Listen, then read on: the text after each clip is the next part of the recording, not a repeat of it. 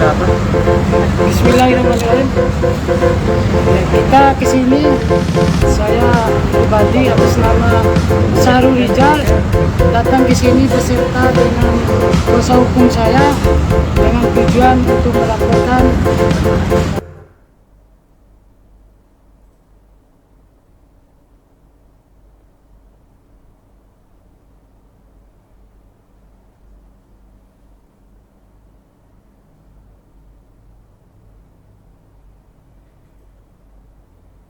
Halo Tribuners, jumpa lagi bersama dengan saya, Husnul Asyaifah di Selebritis Lampung. Kami akan menyajikan informasi yang menarik seputar selebritis tanah air untuk Anda. Dan inilah berita selebritis selengkapnya.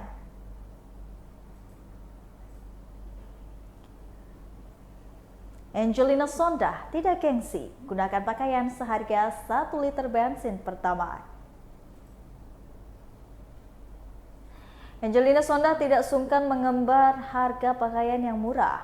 Angelina Sondakh bahkan mengenakan celana legging seharga 1 liter bensin pertama. Angelina Sondakh juga mengaku mempunyai banyak pakaian dengan harga yang rendah. Baginya, merek pakaian itu tidak mewakili siapa seseorang itu. Angelina Sondakh juga pernah menilai seseorang dan tidak pernah menilai seseorang dari seberapa mahal pakaian yang ia kenakan. Berikut wawancara dengan Angelina Sondakh.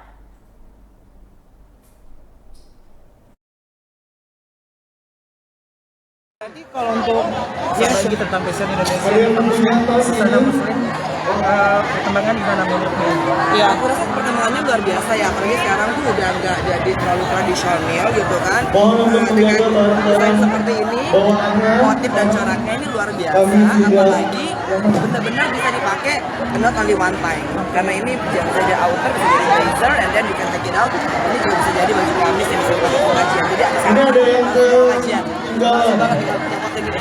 Benji memang aktif banget ya kak, kalau apa? Untuk si Sesa ini favorit Mbak Ibi apa?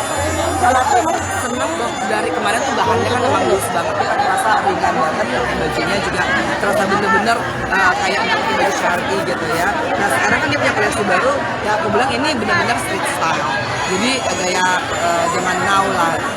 Dan ini bener-bener nyaman gitu, dan hanya tinggal dibuka.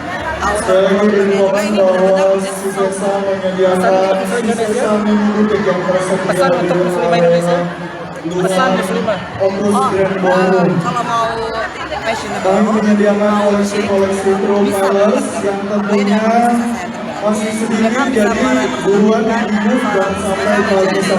seorang muslimah yang dalam tanda petik ya updated, gaul, nggak kuno gitu kan. Jadi with hijab we can do anything dan we can Harap untuk menjaga dan sendiri kayak gimana sih? aku benar-benar street style sih, karena kan aku single parents ya, aku nggak bisa pakai juga yang selalu begini ya, dan ini biasanya aku bisa pakai lari, aku angkat gitu kan, kalau Keanu dibilang mami jemput ke sekolah gitu kan, aku bisa langsung gitu untuk berubah gitu.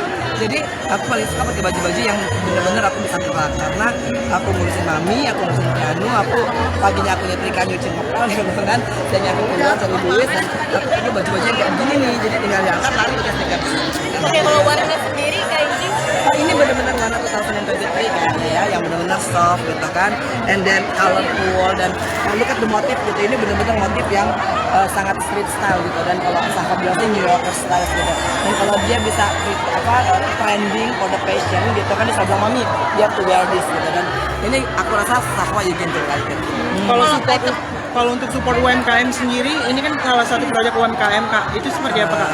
Alhamdulillah ya, jadi akhirnya terus bergerak gitu, walaupun prediksinya 2023 itu bakal agak suram perekonomiannya, tapi aku rasa sih kalau kita punya niat gitu kan, terus kita lillahi ta'ala gitu kan, apapun itu pasti bisa, UMKM pasti bisa berjaya gitu. Kalau item fashion KNG banget itu apa sih kak? Yang cannot live with, Iya. cannot live with, itu udah pasti outer ya sekarang ya, karena kalau dulu kan aku pakainya pasti hanya kaos dan juga jeans, tapi kan sekarang karena beberapa koleksi dari berbusana muslimah gitu kan, jadi aku nggak bisa dia terlalu ketat gitu.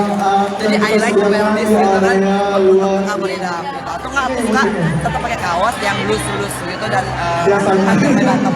Kalau hijabnya hijab segimpal kayak Silakan gimana? untuk Aku bener-bener sekarang suka banget hijab Islam gitu, hijab Islam gitu kan, karena aku harus melakukan banyak hal dalam satu tempat, jadi aku perlu keringkesan gitu. Jadi udah pakai jubah dalam, aja kan, atau nggak aku pakai hijab, aku pakai topi. Nah, lewat bawahannya rok, celana, atau Udah pasti celana karena geraknya lebih oke kan. Tapi kalaupun misalkan aku pakai rok itu pasti dalamnya ada waduh ada legging. ada legging. Ada Oke, kalau legging. atasannya blus, kemeja, Blus, kemeja, anything yang comfort gitu. Artinya kalau aku sih lebih suka kaos karena kaos tangan panjang, karena aku memang orangnya.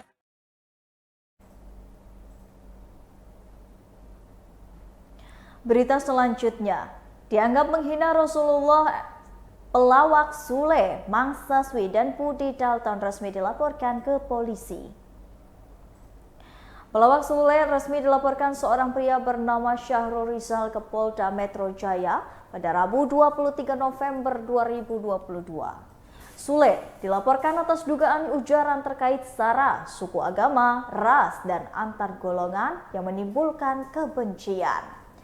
Tak hanya mantan suami Natalie Holzer, dua rekan Sule yakni Mangsaswi dan Budi Dalton juga dilaporkan.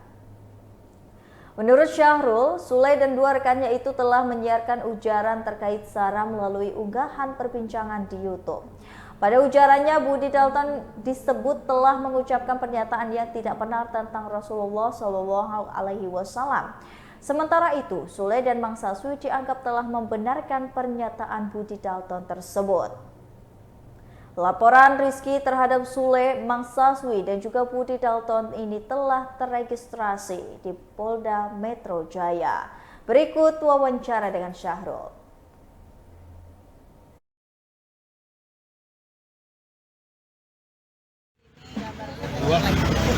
Bang, suara agak kenceng bang ya.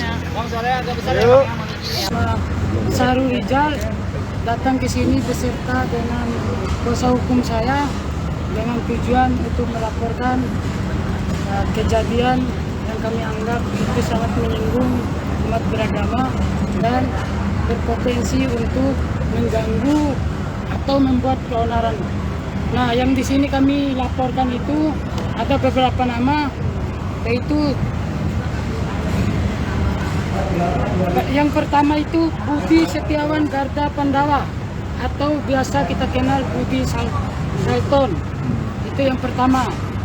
Dan yang kedua Sutisna alias Sule, dan yang ketiga Sasongko Wijanarko alias Mangsaswi. Nah, ketiga nama ini kami anggap telah menyinggung perasaan umat beragama, khususnya umat muslim di sini. Mungkin itu yang bisa saya sampaikan. pasalnya Pak.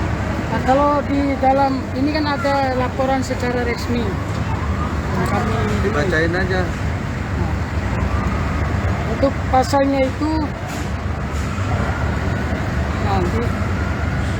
menyebabkan informasi yang ditujukan untuk menimbulkan rasa kebencian atau sara, pasal 28 ayat 2, Jo pasal 45 ayat 2 Undang-Undang RI nomor 19 tahun 2016 tentang perubahan atas Undang-Undang RI nomor 11 tahun 2008 tentang IT dan atau pasal 156 KUHP Jo pasal 156A KUHP. Itu pasal yang dikenakan atas ketiga nama yang kami laporkan itu. Ancaman hukumannya bang? Ancaman hukumannya bang? Terkait laporan ini apa ya bang? Intinya apa dari laporan abang? Nah, dari laporan ini ketiga orang ini kami merasa bahwa dari pernyataan yang disiarkan atau yang dipublikasikan lewat kanal YouTube itu mengundang sara, yang dimana Budi Dalton secara sadar dan ada kesengajaan di situ bahwa menyatakan miras adalah minuman Rasulullah. Nah, perlu kami perjelas bahwa pada sepanjang masa hidupnya Nabi Muhammad itu atau Rasulullah yang kami agung-agungkan itu memerangi yang namanya minuman keras ini. Maka dari situ berangkat dari video yang dipublikasikan dan viral juga beberapa hari itu, kami yang tergabung dalam Ampera, aliansi masyarakat pecinta Rasulullah, datang ke sini untuk melaporkan secara resmi ketiga nama yang ada di dalam video itu. Sebelum dilaporkan sudah ada komunikasi sebelumnya ke pihak yang dilaporkan? Kalau untuk komunikasi, tidak ada sama sekali. Yang dilakukan ada itikat untuk minta maaf atau dan sebagainya. Nah, kalau untuk itu, sepanjang yang kami ketahui atau saya selaku pelapor, belum ada.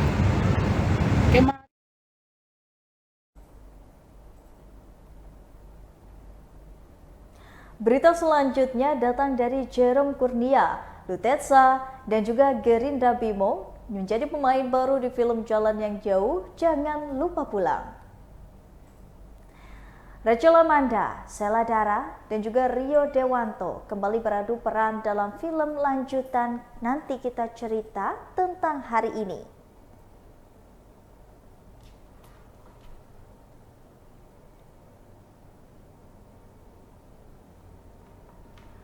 Berbeda dari NKCTHI, sederet pemain baru film ini bergabung dalam JJLP bersama dengan Rachel Amanda, Sheila Dara, dan juga Rio Dewanto, yaitu Lutetsa, Jerome Kurnia, dan Ganindra Bimo.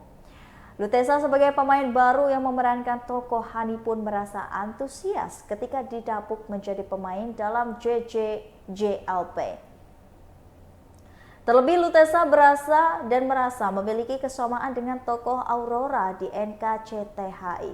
Sementara itu, Jerome Kurnia menyebutkan tentang adanya dia merasakan ketika syuting film ini. Dalam film Jalan yang Jauh Jangan Lupa Pulang, terdapat 3 tokoh baru yang diperankan oleh Jerome, dan juga Lutetsa. Jerome Kurnia memerankan tokoh Kit, teman Aurora yang juga merantau ke London dari Jerman. Kemudian Lutetsa ini memerankan tokoh Hani, teman Aurora yang memiliki pengalaman lebih banyak tinggal di Jerman. Sementara itu, Ganindra Bimo memerankan tokoh Jem, seorang seniman yang merupakan kekasih dari Aurora. Beberapa dari NKCTHI yang memiliki fokus di kehidupan awan. JJLP juga menitik beratkan pada kehidupan Aurora yang merantau ke London. Berikut wawancaranya.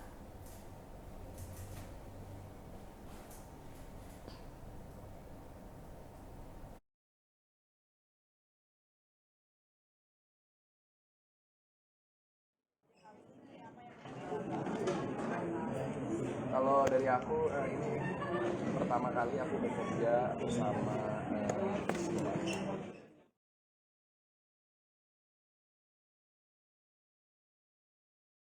karena dari dulu melihat karya Sima itu selalu bagus, penuh dengan pesan-pesannya juga baik.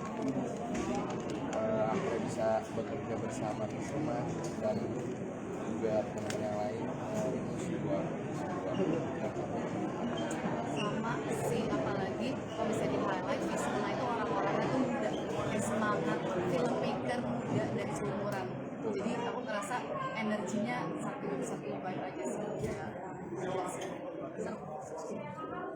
Apa nilai pesan yang mungkin yang bisa didapatkan dari karakter? Nilai dan pesan apa yang mungkin dapat dari masing-masing karakter? Banyak sih sebenarnya. Yang udah jelasin kan salah satu traits karakter aku itu dia kerja keras. Dia sudah hidup lama di London dan dia memiliki pekerjaan serabutan. Dan aku bisa bilang dia itu karakter yang mengayomi Aurora, kayak sosok kakaknya Aurora, sangat dewasa dan bisa dibilang mengayomi sedikit juga sih. Jadi aku traits yang aku suka dari si Hani aja kakak, sosok kakak, dia sangat nurturing. Sama setuju. Dan lain juga dari karakter dan juga dari naskah dari Jalan yang Jauh Jangan Lupa Pulang, aku belajar bahwa tidak mudah sebagai perantau hidup di satu budaya tempat berbeda, yang berbeda itu tidak mudah. mau segimanapun kita mencoba untuk menjadi bagian dari komunitas atau ada dari itu pasti kita akan melihat berbeda. Jadi walaupun kita merantau di kota yang baru dan strange bagi kita selalu punya keluarga yang terpilih, teman. Jerome, Kalian sendiri meranin karakternya biar sesuai dengan jalan cerita ini seperti apa? Jadi manusia seutuhnya gitu. Jadi kayak menghidupkan karakternya berdasarkan manusia gitu. Jadi nggak yang artificial, buat bener-bener yang dirasakan karakternya dirasakan saya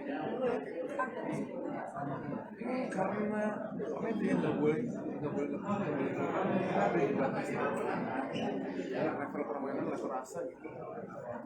Jadi untuk adjust sama untuk menjustifikasi sama diri sendiri kayak jadi nggak jalanin bener atau nggak ya, awal-awal tuh agak bertanya-tanya dulu ini gue sebagai saya sebagai Bimo atau saya sebagai Jem.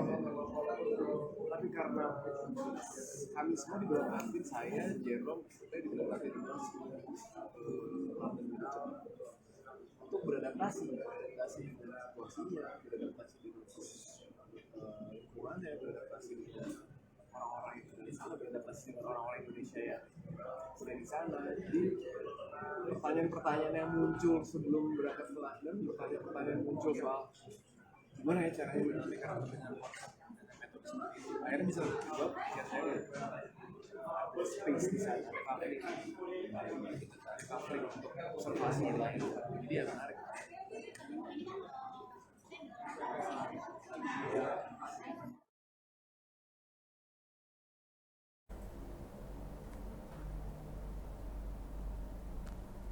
Berita selanjutnya, tinggal di Bekasi, Sheila Dara Aisha terkejut dengan cuaca di London. Sheila Dara Aisha merasa terkejut dengan cuaca di London ketika menjalani syuting film Jalan yang Jauh, Jangan Lupa Pulang. Terlebih cuaca di London begitu berbeda dengan wilayah tempat tinggal Sheila Dara, yaitu di Bekasi. Hal itu membuat perbedaan cuaca menjadi tantangan tersendiri bagi Sheila Dara. Jangankan di London, ketika berada di Jakarta pun Sheila Aisha merasa menggunakan jaket lantaran merasa kedinginan. Istri Vidi Aldiano itu pun membandingkan dirinya dengan lawan mainnya Genindra Bimo yang memiliki kebiasaan sebaliknya. Sheila Dara Aisha pun mengaku merasa terkejut dengan cuaca yang berbeda antara Bekasi dan juga London. Berikut wawancara dengan Sheila Dara Aisha.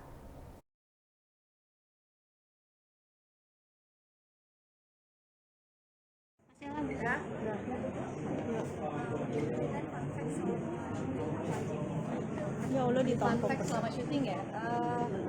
Pertama mungkin tadi yang udah disebutin sama Mas Angga. Cip kuning. Dikasih 1 hari sebelum syuting. Jadi final script itu baru dikasih 1 hari sebelum syuting. Tapi waktu kita perjalanan ke London kita sempat dikasih script juga, tapi belum final. Berempat waktu itu yang berangkat duluan tuh aku, Lutesia, Bimo, sama Jerome. Jadi kita berempat di pesawat tuh kita nggak tidur, kita baca script. Gitu. Jadi itu salah satu yang sangat berkesan, dan juga di film ini tuh lumayan banyak momen-momen di mana Mas Angga melihat ini lokasi kayaknya bagus buat untuk scene seperti ini, dan akhirnya kita di brief lalu kita syuting gitu. Jadi banyak hal-hal yang mendadak tapi ternyata surprisingly malah emosinya jadi lebih sincere. Sebelum mulai syuting ada nggak sih ngomong khusus siap? Nggak boleh nyiapin apa-apa sama Mas Angga. Reading aja enggak ya kayaknya? Kalau itu berarti kesulitannya selain tadi kan ada yang kayak cuaca, kalau kakak sendiri apa kesulitan? Oh ya, cuaca juga, karena aku warga Bekasi true and true, jadi sangat kedinginan di sana.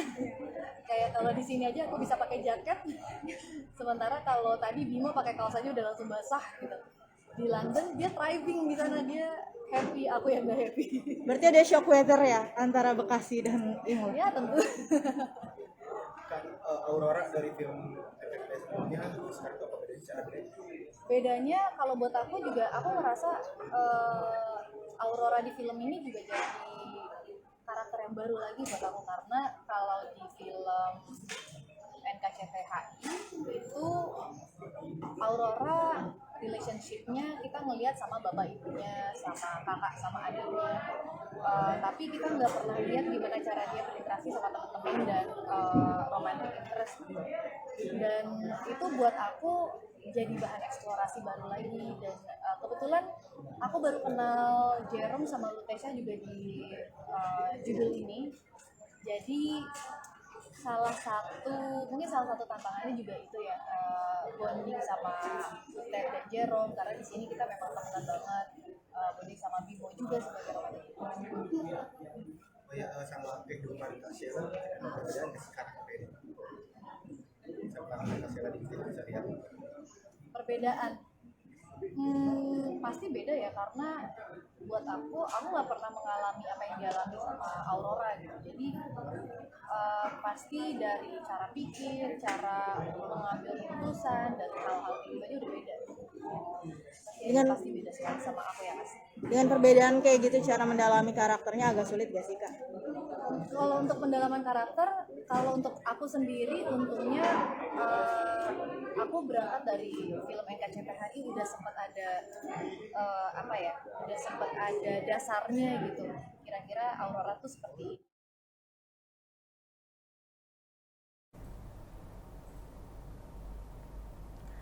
Berita terakhir datang dari babak baru dugaan penyekapan ex-supir Nindi Ayunda. Saksi mengaku mendapatkan ancaman pembunuhan hingga bongkar inisial pelaku. Babak baru kasus dugaan penyekapan yang dilakukan Nindi Ayunda kembali muncul. Kini saksi wanita bernama Lia Karyati mengungkapkan fakta baru yang mengejutkan dalam penyidikan. Adapun Lia sendiri juga menjadi korban penyekapan. Ia mengaku mendapatkan tekanan untuk tidak membongkar kasus dugaan perampasan kemerdekaan seseorang pada media. Bahkan ia dipaksa memutarbalikkan fakta perihal apa yang sempat dialaminya dan mantan supirnya Nindi Ayunda, Sulaiman.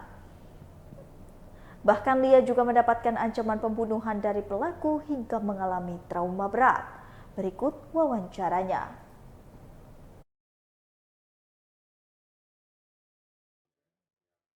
Mengawal kasus ini, saya ucapkan banyak terima kasih. Hari ini saya membawa saksi kunci dalam perkara itu yang bernama Ibu Lia Karyati, yang ada di tempat peristiwa kejadian dan juga dia yang dibawa mobil, dibawa ke satu tempat dan seterusnya. Biar dia nanti bercerita. Tadi sudah diperiksa ada sekitar 10 lembar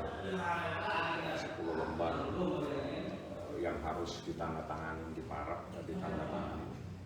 Cukup banyak pertanyaannya, tapi secara detailnya seperti apa, biar nanti Lia yang menjelaskan bagaimana kejadiannya, dia diperlakukan seperti apa, itu biar nanti saksi yang menjelaskan. Coba Lia, kau jelaskan aja Lia. Oke, boleh. Mbak Lia. Sebenarnya udah ngomong banyak, cuma satu. Cuman pas waktu itu pernah ada entah dari media mana, entah apa, nggak tahu, aku intinya direkam, disuruh ngomong kalau aku nggak disekap. Di saat itu aku cuma memang takut, pernah di konferensi pers juga pernah. Itu aku suruh ngomong nggak disekap, nggak apa, emang iya nggak disekap. Tapi kan itu disuruh. Aku nggak ngomong kalau disuruh bahwa aku disekap, karena kan mau dicokel matanya sama dibunuh. Jadi penancaman nggak ya? Jadi dia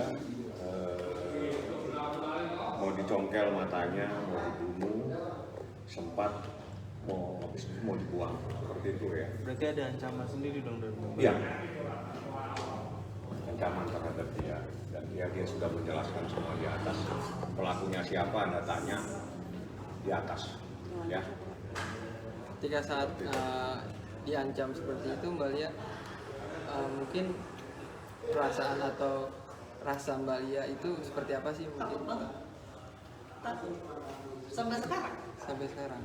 Dia dan Leman yang diancam matanya mau dicongkel, mau dibunuh, habis itu mau dibuang. Seperti itu tadi ya. Ini orang yang selama ini saya tidak beritahu kepada